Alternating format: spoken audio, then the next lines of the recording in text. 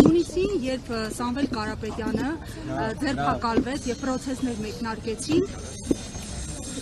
փորձագիտական շրջանակներից տեսակետ հնչեց, որ հայ առաքելական եկեղեցու պաշտպանության համար Կարապետյանի կալանավորումը բացառապես արհեստական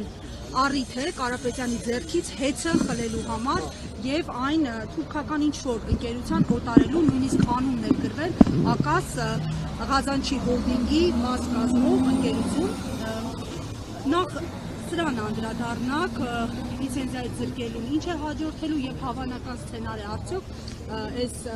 տեսակետը հիշեցնեմ ռուսվերլուծաբան Արեշևի հոդվածում էր այս մասին տեղեկությունը խնդրեմ շապատասխանեք եւ նաեւ աղոթքի նախաճաշի վերաբերյալ հարցադրումներ կան Առաջինը կուզեի ասել, որ մինչև Սամվել Կարապետյանի հայտարարությունը հեծի հետ կապված որևէ պրոցես տեղի չէր ունենում, այսինքն մենք չունենք ինֆորմացիա հեծի հետ կապված սեփականատիրության իրավունքների խախտման որևէ փորձ մինչև հայտնի հայտարարությունը։ Այսինքն ես կուզեի ասել, որ սկզբից եղավ հայտարարությունը, իսկ հետո եղավ հեծը, այսպես ասած, խլելու այս փորձերը։ Բայց մենք պետք է հիշենք նաև, որ միջազգային որոշումները Ստոկհոլմի արբիտրաժը չի կատարվում, Ստոկհոլմի արբիտրաժը պարտավորեցրել է Հայաստանին, որ չկատարի այսպիսի որոշում։ Կատարվել է ու կուզեի մեր հայրենակիցներին հիշեցնել, որ չնայած դրան այս ամենը ինչ կատարում է հեծի հետ, դա հետևանք է Սամվել Կարապետյանի հայտարարության,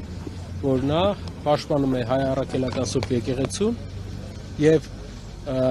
այն հետևանքները բիզնեսի հետ կապված, որ մենք տեսնում ենք, որ մենք կրում ենք, մենք պատրաստ ենք կրելու այդ հետևանքները մեր համոզմունքների համար։ Մենք պատրաստ ենք, մեր ղեկավարը պատրաստ է կալանավորված մնալ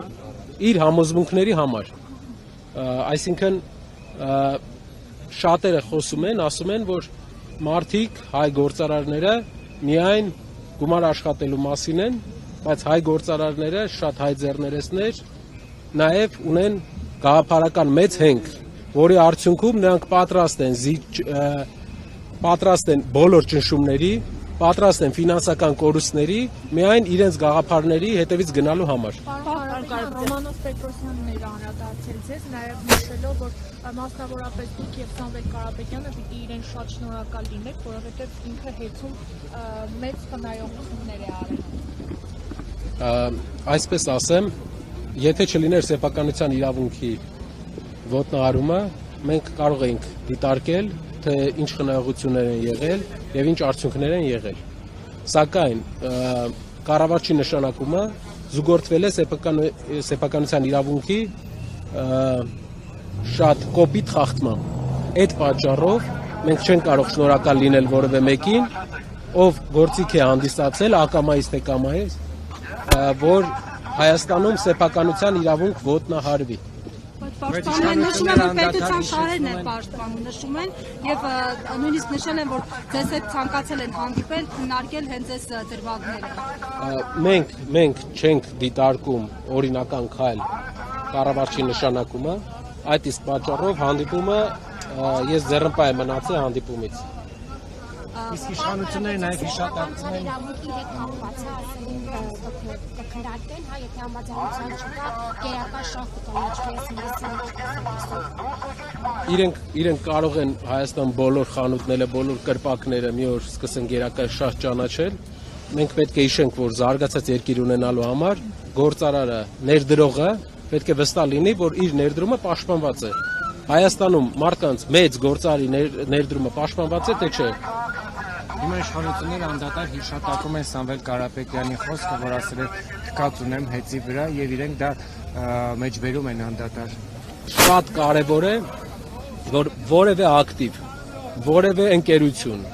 որևէ չափի գումար Սամվել Կարապետյանի համար կարևոր չէ այնքան, ինչքան իր համոզմունքները։ Իր ասածը այդ ձևաչափով կարելի է ընկալել, ու մենք ընկալում ենք այդպես։ Իրենք մի բան պետք է ասեն, դա են ասում։ Հիմնարար այսօրվա դատական նիստից ինչպիսին են սպասելիքները, հաշվի առնելով, որ մշտապես եւ ձեր եւ շարժման անդամների, իրավապաշտպանների կողմից հնչում է տեսակետ, որ այս ամենը քաղաքական է։ Մեր օպոնենտները ասում են, որ վտանգ չեն տեսնում մեր ուժի մեջ, վտանգ չեն տեսնում Սամվել Կարապետյանի հանդեպ մեր հասարակության վերաբերմունքի մեջ։ Եթե վտանգ չեն տեսնում, ինչու բաց չեն թողնում Սամվել Կարապետյանին։ Ինչու են տենց հետևողական բոլոր մեթոդները կիրառում, որպեսզի ինչքան հնարավոր շատ նրան պահեն կալանքի տակ։ Ես կարող եմ ասել մի պատճառով իրենք վախենում են, որ մեր հասարակության եւ Սամվել Կարապետյանի շփման արդյունքում իրենք շատ բաներ կարող է պարզ լինել, ու իրենք կարող է կորցնեն այն հասարակության մոտ սարքած վստահությունը, որը մինչև հիմա որոշ հատվածներում հասարակության իրենք կարողացել են ձեռք բերել ֆեյք նորությունների հաշվին։ Պարոն Կարապետյան, ղեկավարը նշում է, որ իրենք օպերատիվ այլ տեղեկություններ ունեն, որ իրենց համար հիմք չի հանդիսացել միայն մեր ձևով եկեղեցու գործերին մասնակցություն ունենալ արտահայտություն։ Կարծում եմ 6 ամիս քրեական գործի շրջանակներում իրենք պետք է այդ օպերատիվ տեղեկությունները բացեին, որ մենք տեսնեինք։ Պարոն Կարապետյան, եթե պատասխանեցիք աղոթքի նախաճաշի վերաբերյալ, դրան նախորդած ձեր այսպես աղմկահարույց հարցազրույցի վերաբերյալ, որքանով ինձ է հայտնի, համենայն դեպս մի քանի աղբյուրներ փոխանցել են, որ հենց ձեր հարցազրույցից հետո է նաև դիրքորոշում եղել շատ մասնակիցների կողմից մերժել իշխանություններին եւ չներկայանալ իրենց օրակարգով Հայաստանի Հանրապետությունում։ Կխնդրեմ նախ մեկնաբանեք Թրամփի կրտսեր որդու այցի հրաժարումն էլ է դրա հետ կապված, ձեզ հայտնի է թե ոչ, եւ հաջորդ հարցադրումը տեղյակ եմ, որ աղոթքի նախաճաշի մասնակիցների մի մասը նախընտրեց ձեզ հետ հանդիպել, քայլել, զրուցել, նախ թեմաները ինչի շուրջ եք զրուցել եւ ինչու ըստ ձեզ իշխանությունները խուսափեցին հնարավորություն ընձեռել նրանց այցելել ԿԿՀ-ներ մեր սրբազաններին, նաեւ Սամվել Կարապետյանին։ Հարցը բաժանենք երկու մասի, նախ հարցազրույցի հետ կապված նրա ազդեցությունը։ Հարցազրույցը ընդհանուր առմամբ 4.5 միլիոն մարդ է նայել, մեր ոստիկանական գործընկերները անվճար, որ դուք հասկանաք, Թաքեր Կարլսոնի տարեկան պայմանագիրը Twitter-ի հետ 88 միլիոն դոլար է, չեմ կարծում, որ ինչ-որ վճար նրանք հետաքրքրեր իր հարցազրույցների շրջանակներում կարևոր ինֆորմացիա տալու զուգահեռ։